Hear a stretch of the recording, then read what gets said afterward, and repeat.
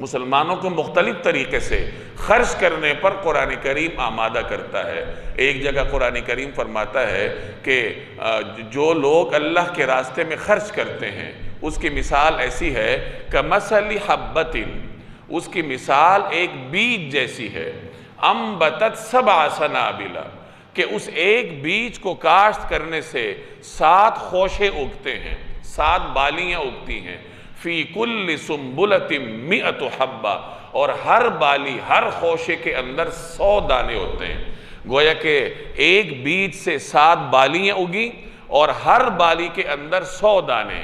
تو 7 بالیوں کے اندر 700 دانے ہو گئے۔ گویا اللہ کے راستے میں اگر 1 روپیہ خرچ کیا جاتا ہے تو اس کے بدلے میں اللہ تعالیٰ 700 گنا اجر انسان کو عطا کیا جاتا ہے۔ تو اس طریقے سے مثالوں کے ساتھ قرآن کریم میں انسان کو سمجھایا گیا ہے کہ جو کچھ اللہ کے راستے میں خرچ کرتے ہو، زکوٰۃ کی شکل میں، صدقے کی شکل میں، خیرات کی شکل میں، وہ ضائع نہیں ہوتا بلکہ وہ بڑھا چڑھا کر تمہارے نامہ اعمال میں درج کیا جاتا ہے۔ اور صرف نامہ اعمال میں ہی درج نہیں ہوتا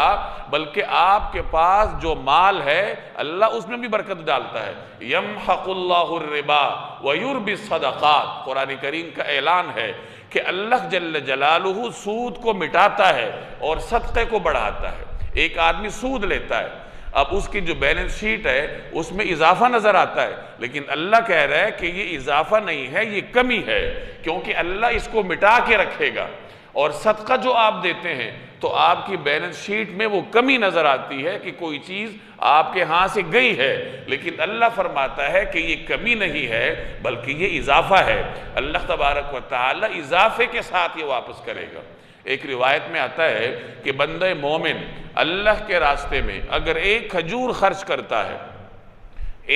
کوئی چیز اللہ کے راستے میں خرچ کرتا ہے تو اللہ تعالیٰ اپنے دست قدرت سے اس کو دائیں ہاتھ میں لیتا ہے، یعنی اللہ اپنے دست قدرت میں اس کو لیتا ہے، اور پھر اللہ تعالیٰ اس کی پرورش کرتا ہے اس طریقے سے جیسے تم میں سے کوئی شخص بچھڑے کی پرورش کرتا ہے۔